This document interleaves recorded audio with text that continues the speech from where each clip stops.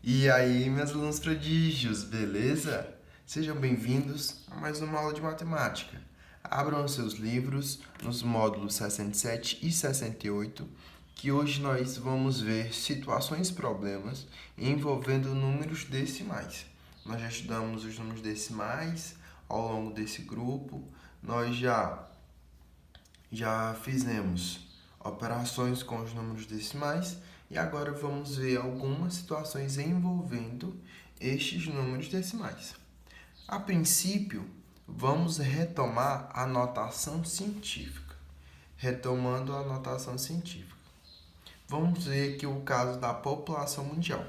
Lembrando que notação científica foi um assunto visto, é um assunto visto no grupo 3, né? Lá atrás, no grupo anterior. Então, todo mundo já conhece a notação científica, que é uma multiplicação de um número decimal ou um número inteiro pela base 10. Então, como nós vamos representar a população mundial do nosso planeta, é um número muito grande, 7 bilhões e 700 milhões de habitantes, como nós vamos expressar esse número em forma de notação científica? Primeiro, nós devemos observar onde a vírgula está posicionada. Ela está posicionada aqui ao final deste número, né? Que é a mesma coisa que 0,0, né? Qual é o objetivo da notação científica? É fazer com que o número, o fator que esteja multiplicando a base 10, seja um número igual a 1, né, maior ou igual a 1 e menor que 10. Então, a vírgula tem que ser deslocada lá para a esquerda. Então, quantas casas decimais nós vamos deslocar a vírgula? Vamos contar.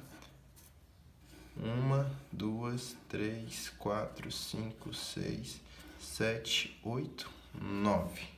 9 casas decimais. Nós posicionando a vírgula aqui, se nós posicionarmos a vírgula aqui, o número que vai multiplicar a base 10 é um número que está entre 1 e 10, né? 7,7 é maior que 1 e menor que 10. Então fica 7,7 zeros à direita da vírgula. Não significam absolutamente nada.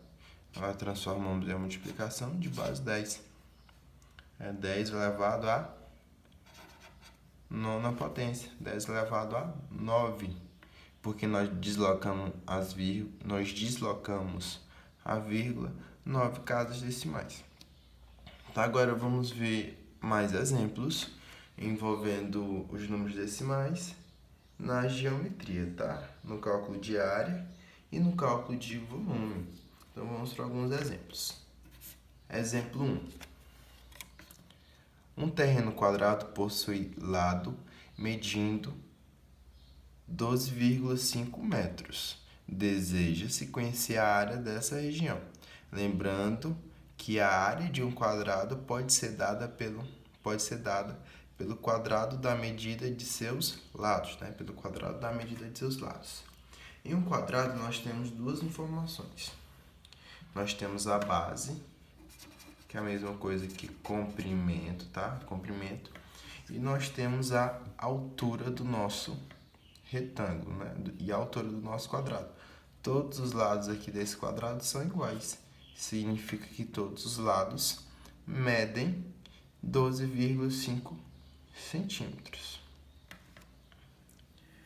Para nós encontrarmos a área do quadrado, né? A área do quadrado, nós devemos multiplicar a base pela altura ou simplesmente por ser um quadrado, né? Por ser um quadrado, nós podemos fazer o quadrado de um de seus lados, né? Então, vou botar aqui L ao quadrado. L ao quadrado. Essa é a fórmula para encontrar a área do quadrado. Porque se nós multiplicarmos este lado por este lado, nós vamos ter lado ao quadrado, né? Vamos ter L ao quadrado, que é a mesma coisa que 12,5 vezes 12,5. No lugar de L, nós substituímos por 12,5. Então, a nossa área aqui é quem? É 12 2,5 ao quadrado. A nossa área é a mesma coisa que, percebam que nós temos aqui expoente, né? Ou seja, estamos trabalhando a potenciação de números decimais. 2,5 ao quadrado é a mesma coisa que 12,5 vezes 12,5. Como nós já estamos multiplicação de números decimais, vamos diretamente ao resultado. Essa nossa área aqui, 2,5 vezes 2,5, vai ser de 156,25 metros.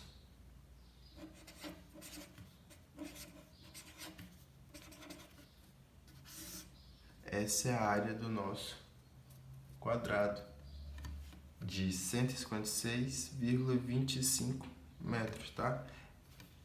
Metros quadrados. É a área do nosso quadrado, tá bom? Agora vamos para o exemplo 2. Exemplo 2. Um cientista pretende criar um recipiente em forma de cubo com aresta medindo 6,2 metros, 6,2 centímetros, sendo esta medida interna, tá? Uma das informações básicas que ele precisa é o volume desse recipiente, pois terá relação direta com o estudo do que está desenvolvendo sobre um tipo de material. Aqui fala: o volume de um cubo pode ser dado pelo cubo da medida de sua aresta, tá? Então, em um cubo nós temos essas três informações: altura, comprimento e largura. Todas as arestas do cubo, elas são iguais. Para nós encontrarmos o volume de um cubo, falando aqui matematicamente, sem ir direto para a fórmula, o volume de um cubo é dado pela multiplicação do comprimento, pela altura e pela largura ao mesmo tempo. Se nós fôssemos calcular o volume desse cubo, nós faríamos: o volume é a largura, tá? Vezes o comprimento, vezes a altura, tá? Como todos esses valores são iguais, a largura é igual ao comprimento, que é igual à altura, nós podemos simplesmente dizer que o volume é a aresta ao cubo, porque todas essas medidas são iguais. Então, nós temos aqui que o volume do nosso cubo é quanto vale a aresta. A aresta do nosso cubo vale 6,2.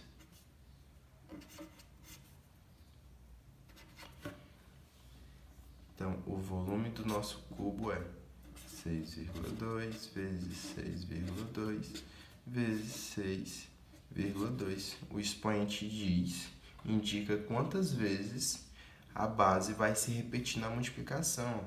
Então, se repetiu 3 vezes. Logo, o volume do nosso cubo vai ser 238 inteiros. 238 inteiros e 328 centímetros. Esse é o volume do cubo, galera. Esse é o volume do cubo, tá? Como nós vimos alguns conceitos aqui, vimos algumas operações com potenciações, este capítulo, né, este módulo, ele vai estar abordando a potenciação de números decimais. Aí nós vamos aqui para o box e atenção. Atenção! As propriedades estudadas no capítulo 4 para a potenciação com bases inteiras ou fracionárias continuam válidas para as bases decimais, incluindo os casos específicos de expoente 0 e 1. Então, pessoal, lá atrás nós vimos todas as propriedades com os números inteiros e fracionários. As mesmas propriedades valem para os números decimais. Retomando algumas delas. Multiplicação de potências com bases iguais são os expoentes. Na divisão, subtrai os expoentes. Potência de potência multiplica os expoentes.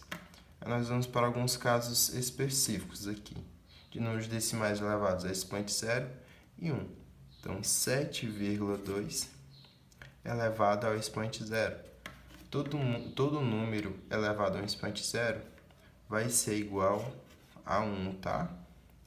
E todo número elevado ao expoente 1 é igual a ele mesmo. Ok? Agora, para casa, vocês vão fazer os exercícios de aplicação e propostos dos módulos 67 e 68.